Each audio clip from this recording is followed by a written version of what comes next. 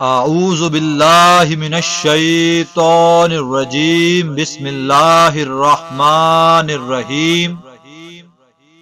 ابتدا ہے رب جلیل کے بابرکت نام سے جو دلوں کے بھید خوب جاننے والا ہے۔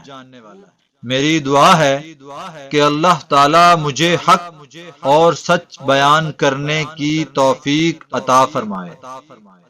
ناظرین، آج ہم یہ سمجھنے کی کوشش کریں گے کہ وہ کون سی قوم اور ریاست ہے جو اپنی ذہنیت اور مال و دولت کی بدولت پوری دنیا میں اپنا اثر و رسوخ رکھتی ہے۔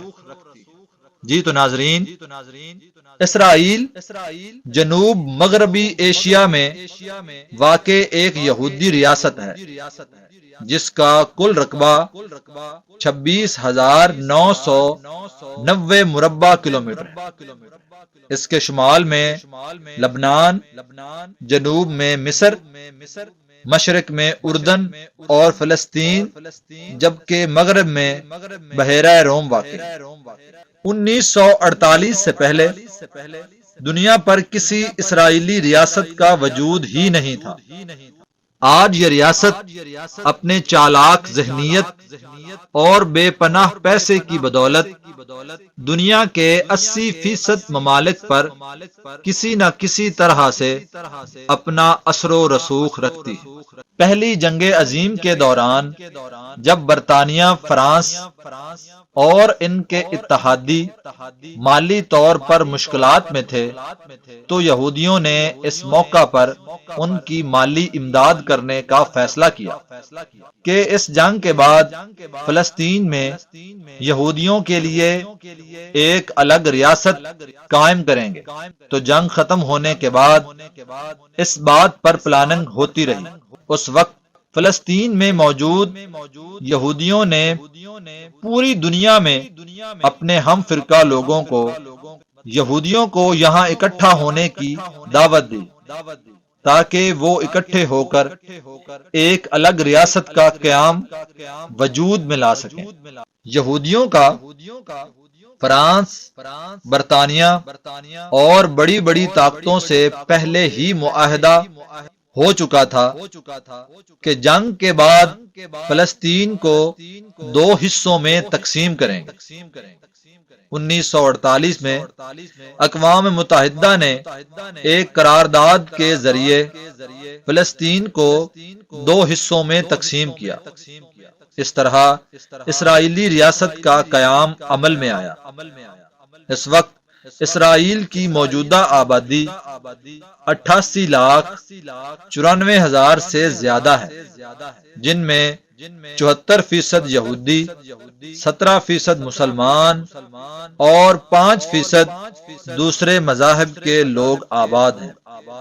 اسرائیل کا موجودہ دارالحکومت یروشلم ہے، جس کو بہت سے اسلامی ممالک نے ابھی تک تسلیم نہیں کیا۔ اسرائیل کی قومی زبان عبرانی ہے اور بہت سے علاقوں میں عربی زبان کثرت سے بولی جاتی ہے۔ دوسری جنگ عظیم میں جرمنی کے ڈکٹیٹر ہٹلر نے بہت سے یہودیوں کا قتل عام کیا، جس کے بعد اس نے اپنی تقریر میں کہا تھا کہ آج کی تاریخ مجھے ظالم اور لاکھوں یہودیوں کا قاتل سمجھتی ہے، مگر ایک دن آئے گا کہ دنیا سمجھ جائے گی کہ میں صحیح تھا۔ میں نے 90% یہودیوں کو دنیا سے ختم کر دیا ہے اور 10% یہودی صرف اس لیے چھوڑ رہا ہوں کہ دنیا سمجھ سکے کہ میں نے انہیں قتل کیوں نہیں کیا۔ کہا جاتا ہے کہ اس وقت ان یہودیوں نے جس ملک میں بھی پناہ لی تھی، انہوں نے وہاں بہت سے فتنے فساد کو جنم دیا تھا، جس کی وجہ سے ہٹلر نے انہیں دنیا سے ختم کرنے کا فیصلہ کیا تھا۔ یہودی لوگ آج یہ دعویٰ کرتے ہیں کہ جنہیں ہٹلر نے قتل کیا تھا ان یہودیوں کی تعداد 6 لاکھ سے زیادہ تھی۔ مگر یہ سوال پیدا ہوتا ہے کہ آیا اس وقت پوری دنیا میں 6 لاکھ موجود بھی تھے یا نہیں؟ دنیا کا 80% انٹرنیٹ اور on line media Israel control کرتا ہے، جس میں بڑے بڑے نیوز چینل مثلا CNN، BBC اور مختلف media on line web sites اور فائبر بھی شامل ہیں۔ اسرائیل کا کل GDP $373 ملین سے بھی زیادہ ہے۔ اسرائیل کی کرنسی کا نام نیو شکل ہے۔ اسرائیل اناج اور غلہ بانی کے اعتبار سے خود کفیل ملک ہے۔ اس کے علاوہ یہ ملک بڑی تعداد میں آلو اور کپاس کو ایکسپورٹ بھی کرتا ہے۔ اسرائیل میں ہر اسٹوڈنٹ کے لیے ہائی اسکول کی تعلیم مکمل کرنے کے بعد ملٹری جوائن کرنا لازمی ہوتا ہے۔ یہ ٹریننگ لڑکوں کے لیے 3 سال اور لڑکیوں کے لیے 2 سال کی ہوتی ہے۔ ناظرین، آپ میں سے کئی لوگوں نے ڈیڈ سی کا نام سنا ہوگا۔ یہ بھی اسرائیل میں موجود ہے۔ اس ڈیڈ سی کا پانی بہت زیادہ نمکین ہونے کی وجہ سے کافی وزنی ہوتا ہے، اس لیے اس میں انسانی جسم کا ڈوب جانا ناممکن ہوتا ہے۔ اسرائیل کا قومی جانور اسرائیلی ہرن ہے اور قومی پرندہ ہدہد ہے۔